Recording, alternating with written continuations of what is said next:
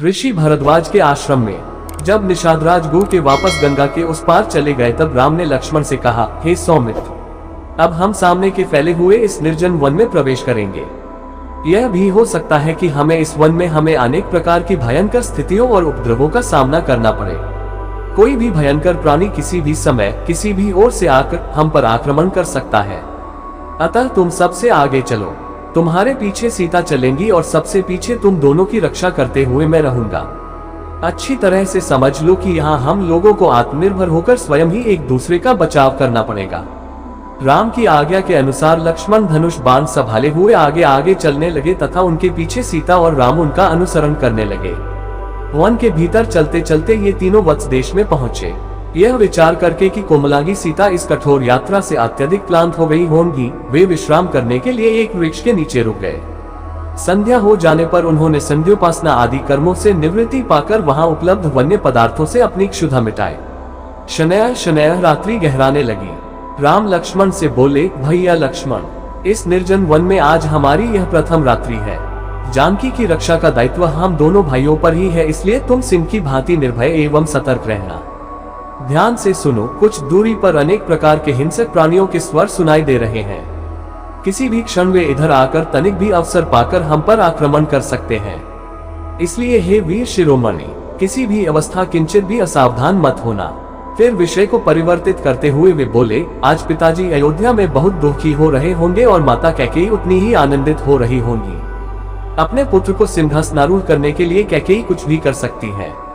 रह रहकर मेरे मन में एक आशंका उठती है कि कहीं वे पिताजी के भी प्राण छल से न ले ले। धर्म से पतित और लोभ के वशीभूत हुआ मनुष्य भला क्या कुछ नहीं कर सकता। ईश्वर न करे कि ऐसा हो, अन्यथा वृद्धा माता कौशल्या भी पिताजी के और हमारे वियोग में अपने प्राण त्याग देंगी। इस अन्याय को देखकर मेरे हृदय में अवर्णनीय वेदना होती है। जी चाहता है कि इन निरीह वृद्ध प्राणियों के जीवन की रक्षा के लिए संपूर्ण अयोध्यापुरी को बाणों से बींध दूं, किंतु मेरा धर्म मुझे ऐसा करने से रोकता है। सत्य जानो कि मैं आज बड़ा दुखी हूँ। ऐसा कहते कहते राम का कंठ अवरुद्ध हो गया और वे चुप होकर अश्रुपूरित नेत्रों से पृथ्वी की ओर देखने लगे। जब लक्ष्मण ने राम को इस प्रकार दैख से संतप्त होते देखा तो उन्होंने धैर्य बढ़ाते हुए कहा, हे आर्य, इस प्रकार शोक विह्वल होना आपको शोभा नहीं देता। आपको दुखी देखकर भाभी को भी दैख होगा, अतः आप धैर्य धारण करें। बड़े से बड़े संकट में भी आपने धैर्य का संबल कभी नहीं छोड़ा, फिर आज इस प्रकार अधीर क्यों हो रहे हैं? उचित तो यही है कि हम काल की गति को देखें, परखें और उसके अनुसार ही कार्य करें। मुझे विश्वास है कि वनवास की यह अवधि निष्कंटक समाप्त हो जाएगी और उसके पश्चात हम कुशलता पूर्वक वापस अयोध्या लौटकर सुख शांति का जीवन व्यतीत करेंगे। तृणों की शैया पर लेटे हुए राम के निद्रामग्न हो जाने पर लक्ष्मण संपूर्ण रात्रि निर्भय होकर धनुष बाण संभाले राम और सीता के रक्षार्थ पहरा देते रहे। रात्रि व्यतीत होने पर सूर्योदय से पूर्व ही राम, लक्ष्मण और सीता ने संध्यावंत नदी से निवृत्त होकर त्रिवेणी संगम की ओर प्रस्थान किया। मार्ग में लक्ष्मण ने कुछ वृक्षों के स्वादिष्ट फलों को तोड़कर राम और सीता को दिया तथा स्वयं भी उनसे अपनी क्षुधा शांत की। संध्या होते वे गंगा और यमुना के संगम पर पहुंच गए। कुछ देर तक संगम के रमणीक दृश्य को देखने के बाद राम बोले, लक्ष्मण, आज की इस यात्रा ने हमें महातीर्थ प्रयागराज के निकट पहुंचा दिया है। हवन कुंड से उठती हुई यह धूम्र रेखाएं ऐसी प्रतीत हो रही हैं मानो अग्निदेव की पताका फहरा रही हो। हवन के इस धुएं की स्वास्थ्यवर्धक सुगंधी से संपूर्ण वायुमंडल आपूरित हो रहा है। मुझे ऐसा प्रतीत होता है कि हम महर्षि भरद्वाज के आश्रम के आसपास पहुंच चुके हैं। संगम की उस पवित्र स्थली में गंगा और यमुना दोनों ही नदियां कलकल नाद करती हुई प्रवाहित हो रही थीं। निकट ही महर्षि भरद्वाज का आश्रम था। आश्रम के भीतर पहुंचकर राम ने भरद्वाज मुनि का अभिवादन किया और कहा, हे महामुने, अयोध्यापति महाराज दशरथ के पुत्र राम और लक्ष्मण आपको सादर प्रणाम करते हैं। पिता की आज्ञा से मैं 14 वर्ष पर्यंत वन में निवास करने आया हूँ। ये मेरे अनुज लक्ष्मण तथा मेरी पत्नी मिथिलापति जनक की पुत्री सीता है।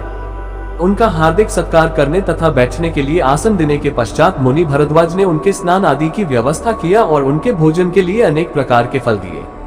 फिर ऋषि भरद्वाज बोले, मुझे ज्ञात हो चुका है कि महाराज दशरथ ने निरपराध तुम्हें वनवास दिया है और तुमने मर्यादा की रक्षा के लिए उसे सहर्ष स्वीकार किया है। तुम लोग 14 वर्ष तक मेरे इसी आश्रम में निश्चिंत होकर रह सकते हो। यह स्थान अत्यंत रमणीक भी है। राम ने कहा, निस्संदेह आपका स्थान अत्यंत मनोरम एवं सुखद है, परंतु मैं यहाँ निवास नहीं करना चाहता क्योंकि आपका आश्रम अपनी गरिमा के कारण दूर दूर तक विख्यात है। मेरे यहाँ निवास करने की सूचना अवश्य ही अयोध्या वासियों को मिल जाएगी और उनका यहाँ तांता लग जाएगा। इस प्रकार हमारे तपस्वी धर्म में बाधा पड़ेगी, आपको भी इससे असुविधा होगी। अतएव आप कृपा करके हमें कोई अन्य स्थान के विषय में बताइए जो एकांत में हो और जहाँ सीता का मन भी लगा रहे। राम के तर्कयुक्त वचनों को सुनकर ऋषि भरद्वाज ने कहा, यदि तुम्हारा ऐसा ही विचार है तो तुम चित्रकूट में जाकर निवास कर सकते हो, जो कि यहाँ से 10 कोस की दूरी पर है, और उस पर्वत पर अनेक ऋषि मुनि तथा तपस्वी अपनी कुटिया बनाकर तपस्या करते हैं।